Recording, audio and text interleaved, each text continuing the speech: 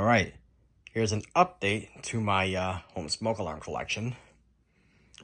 This is, of course, not quite all of them, but I pulled out the more interesting ones that I have, and yeah, and we'll get to that rat's nest of wire towards the end of the video.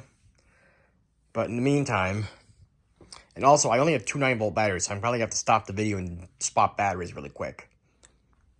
So, without further ado, we're going to start off on the top, and I'm going to save the best one for last.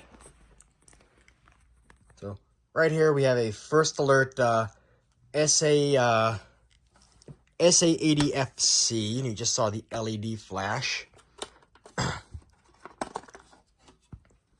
All this is just like pretty much like another variant of the SA76RC. I see it's got the older open-hood piezo horn, which we commonly know and call in the smoke alarm community as the banana horn, which obviously does look like a banana slice. And it's got pretty much almost the same cover as an RC, except it's a little bit different. It's only got 2 open slots of vents, and it's got a smaller center. Let's see if I can get this on without setting it off. There we go. All right, and this one, of course, does just the usual older 1980s First Alert pulsing. You saw the LED lit steady. I'm also trying to keep these tests kind of brief, as my downstairs neighbor is actually sitting out on his balcony, and I don't want him getting too annoyed. Anyways, next to that, we have an almost identical unit. This is an SA8. This is First Alert SA81D. Or this one happens to say in the back, it says 83R. Which is, again, it's just another variant of the SA67D, but it's only got the 2 openings in the vent like the FC over here. It's got a smaller hole. But this one has a hinged cover. It's got the same inside as any 1980s and up First Alert. Got the the beige piezo, which of course we commonly call the bagel horn. The plastic sensor, which I believe they still use in the modern First Alerts.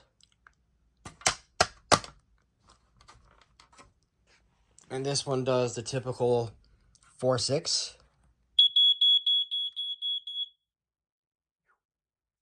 right, so I'm going to pause, do a battery swap. Next up, we have a BRK 79R. Of course, here's the back of the label. I didn't show the label yet, that's all right. You want to see them bad enough. Here's the EDFC. Is it 83R for the 81D? But there's a 79R with the old BRK logo.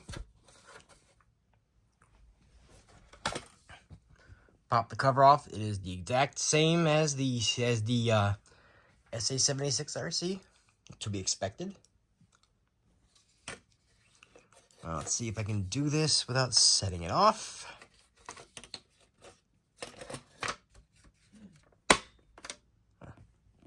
All right, this one does the typical, again, the older First Alert rapid pulsing.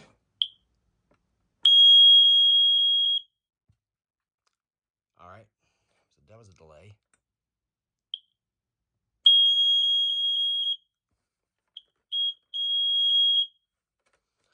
Huh. All right, wants to be finicky now.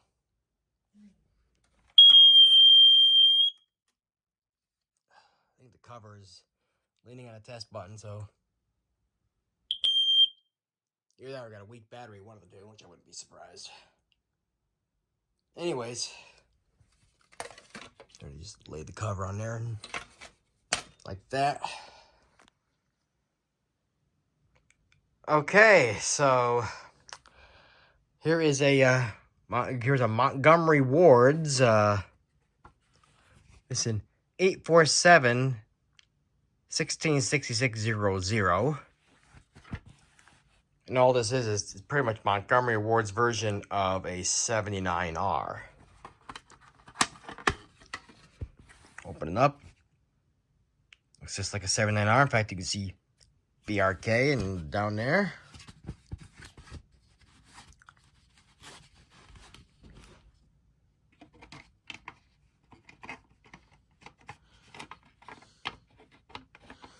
Again, hopefully it can. There. Good. They didn't break the streak. But anyways. Looks just like the cover actually looks like a 79R, except it does have the Montgomery Ward style vents in the top. And it sounds just like a 79R as to be expected.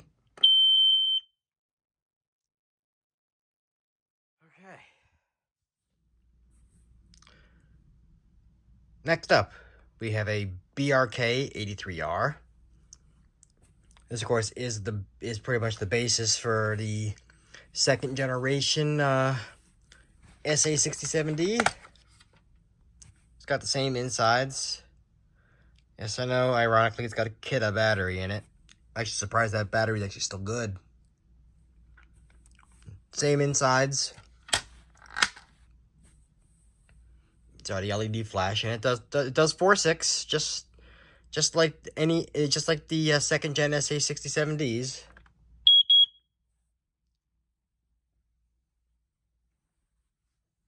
And this one, I got this one because this is definitely a smoke alarm of my childhood. It's not the very one, but in the apartment I lived in the late 80s, early 90s, had one. I had two, actually.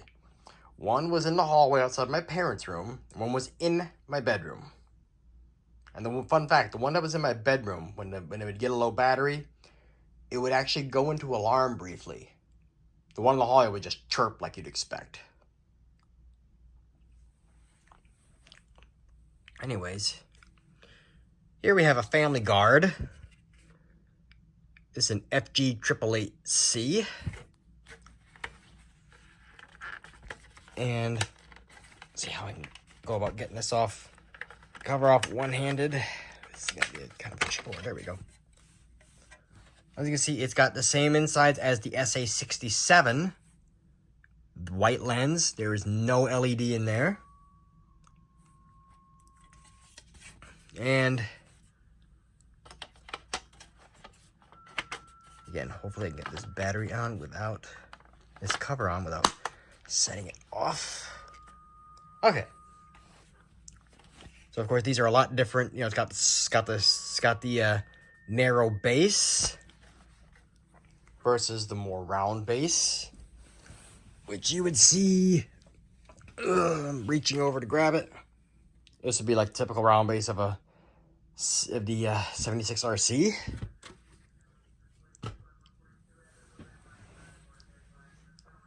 And this does a typical rapid pulsing that any early 80s BRK's first alerts and Family Guards do.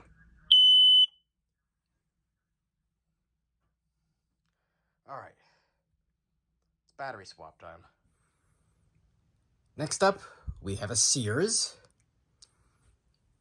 And this is I believe this was an early one. I don't think it was one of the, actually it might have been one of the, something just chirped.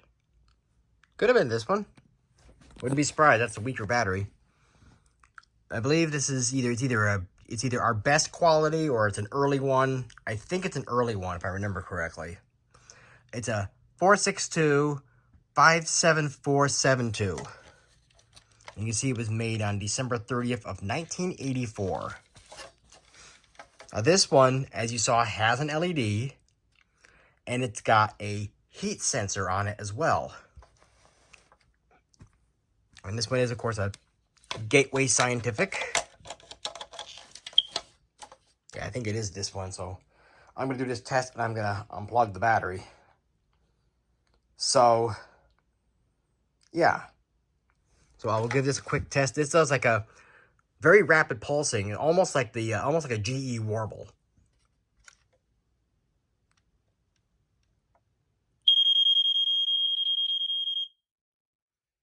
All right. Slight pause while I remove the battery. All right. After a little bit of a break, just to save my hearing, here we have, grab my cheat sheet here. We have the ES7 Vigilante 2. God, I can't even read my own handwriting. That's bad. Now, this one, if I take the cover off, this is going to be a chore. Hang tight, I will take the cover off, but this is going to be a chore getting it on and off. There we go. Now that I've gotten the cover off, I needed 2 hands for that. This thing is a nightmare to get it off. Because here's the inside of the cover, and I have to get that centerpiece into that hole. Keep your jokes to yourself. Anyways, here's the inside. Now right here is the sensor, and it's actually called the target. So I believe this has Americium in it. I don't know if it has Americium or radium. I don't see any other indications. It does have an Edwards horn. And it is 9 volt, but there's a good reason why I'm not powering it. It doesn't work properly. If I put a battery in it, it just continuously alarms. So it is not getting a battery because it will not stop, and I will probably get a noise complaint. And I just got a letter from my landlord, well, I think everybody did, stating what the rules are and the fines and stuff for noise violations. I'd prefer not to keep that to a minimum. Now, this base is metal, unlike the base of this one over here I'll get to in a minute, which is plastic. Anyway, let me go slap the cover on and we'll move on. Moving on here this is not a Montgomery Ward's. This is actually a Mastercraft 520256A. And here's the back. So you can see, there it is right there. This cover was used for Montgomery Ward's. I believe JCPenney used it too, and Mastercraft out of Canada. It's actually manufactured by Canadian Tire. This one actually came, I got it on eBay a while back, in this box for a Tellus model 707. I have no idea where the Tellus is, and I believe the manual is for the Tellus too. Yeah, the manual is for the Tellus too. Now, I have no idea where the Tellus is. The previous owner has no idea.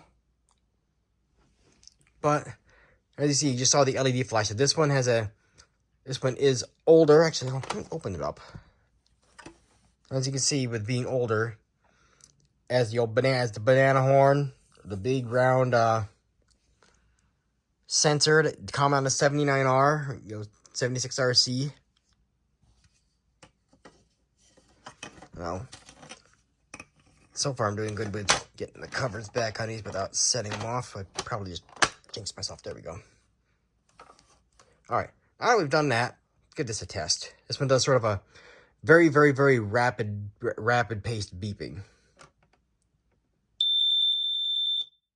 You saw the LED does illuminate steady. It's almost like a GE Warble or like a System Sensor PA400R. Or 400, I should say. It doesn't matter what color it is. So over here, this little guy here is a General Home Products 1806. Now, this one's a very, very unique smoke detector. Oops. Got a sneak peek of what it sounds like. Didn't mean to set it off. Hang tight, let me get the cover off. This one's being a pain. Alright, there we go. As you can see, it's a very, again, you got your sensing chamber. There's your piezo horn, which the piezo element is actually exposed versus in a plastic casing. And that has to go in there. So that's that's kind of a pain in the ass to align. And yeah, let me slap the cover on. I'll give you guys another test. And you guys can hear how loud this thing is. But again, got a sneak peek at that a minute ago. Alright, now the cover's back on. This one, in order to test it, you have to sort of push on the cover right about where this red button is. Where the sticker is, I should say. As you can hear, it's not loud at all. I mean, compared with the Mastercraft, which is as loud as you'd expect any piezo alarm would be.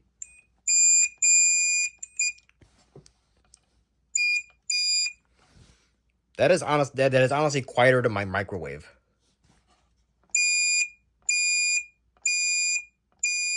Food's ready. Okay. Almost done. Have to do another battery swap. Alright. So this is a Black & Decker Flame Buster SMKD/M3. There's nothing special about these. Just a variant. It's got a low batteries. You heard that chirp. Now, this one, I'll make it quick because it does have a low battery, and I want to get it over with. Here's the insides. Nothing special. I mean, we all know what these sound like. These do 4/6. Now, what's so special about this one is on the back. It says Boeing. Now, I guess you got these. There was a pair of these in eBay. Here's the second one, which I don't have powered. And one says Boeing too. That's the only reason why I got it, because they said Boeing. I already have a couple other ones, so it was like a needed one. Let me go take this battery out so I wouldn't hear it incessantly chirp. Next up is a First Alert SA301. And this one is a dual-chambered detector. It's got both an ionization chamber, which you can see right there, and it's got photoelectric as well. Now, this one I can't take the cover off. Here's the back. But yeah, I do have the mounting base installed. So there's the back.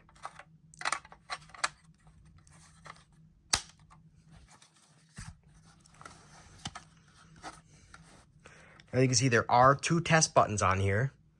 One will test the ionization chamber, which you all saw the LED flash on. You hear it does a slow 4/6. Now this one tests the photoelectric chamber.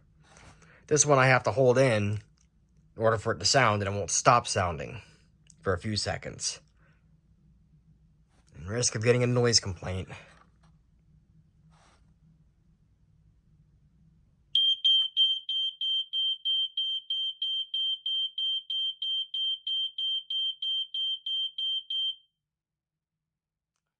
There we go. Alright, so we are gonna move on. And I'm also gonna retire, so I know this battery, it's weak. The other one's pretty strong. So, only got a few more. Hang tight. Alright, right here we got a Jameson React. It is an RS1. And I swear, I just went and grabbed another 9-volt, and it's weak too. I can't win.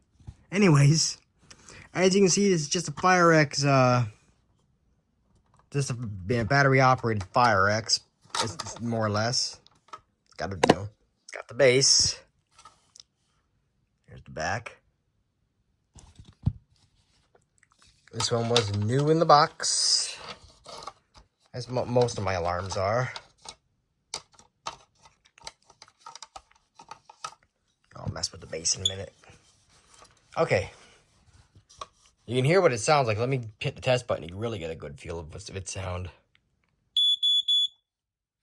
See, it does 5/6. And it's got a dome, just a white button. There's no LED. Now, since I only have one good battery, I'm going to have to swap between the two that I'm about to show. Next, so hang tight. As I said, I was going to save the best for last. Let's get over and deal with this rat's nest over here. So what I have over here, let me go grab my cheat sheet. We over here, another Jameson, we have a Jameson Code 1. We have a CD45A. And next to it is a CD45 RH. Now, yes, I know you got a low battery. Shut up. Now, what this was like this whole spaghetti of wires over here. This is 75 feet worth of lamp cord. It's meant that you would have the smoke, like say, downstairs. You'd run it up to the horn, which you would have, say, upstairs in your bedroom. So if the smoke triggered, the remote horn would trigger too. Now both of these do the normal 5-6, but the horn will stay on for like about 30 seconds or so. So I'll do a quick test of the smoke, which you can hear chirping, and you'll hear the horn.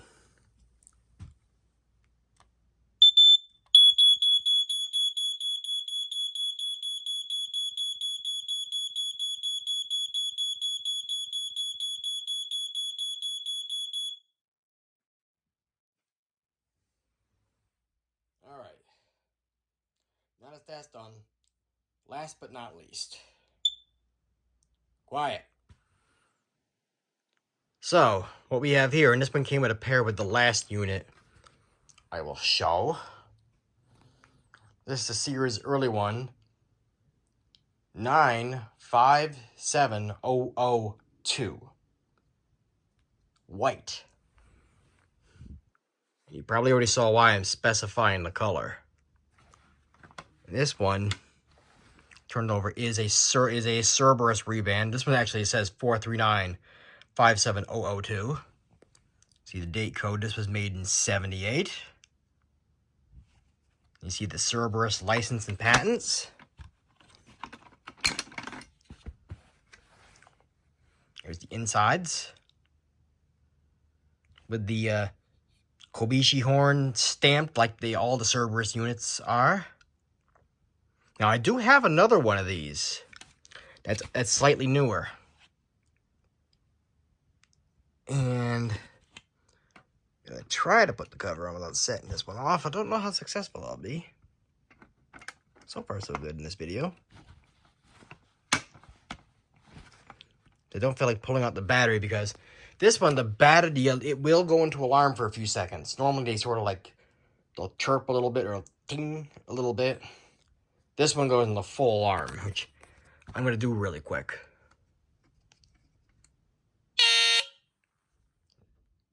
Nothing special there. Battery swap.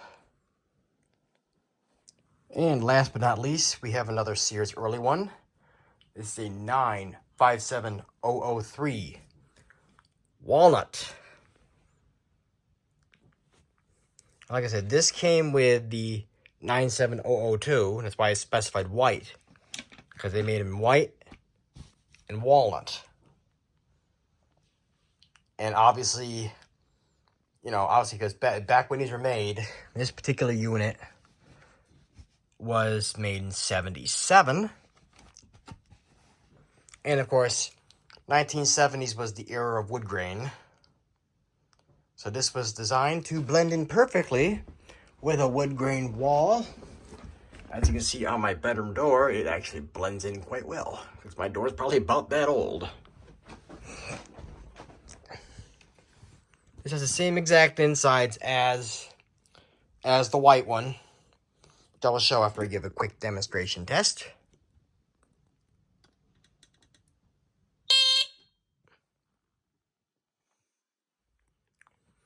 And I'm doing that because it is kind of a nuisance to get the cover on this one. There you go. Same insides. Same stamped horn. They really Oh, of course, I got it on perfect. Oh, but anyways, this one, of course, is absolute crown jewel of my collection. That one was another one from my childhood. Not the exact one, but I did see one. There was a house near my godmother's. They had one. They had one up on a wood paneled wall, so you wouldn't have known it was there. And it does have faux wood grain in the center. Kind of just like my first travel smoke. It's walnut. I can't think of the model number off the top of my head. This is definitely my crown jewel. I've been looking for one of these for a long time. I'm really glad to find it. But anyways, there is some of the cooler additions to my home smoke alarm collection. And, yeah. I know there's a few of you that like these. I'll try to make these on the regular as I get some more interesting ones. So, I'll see you later.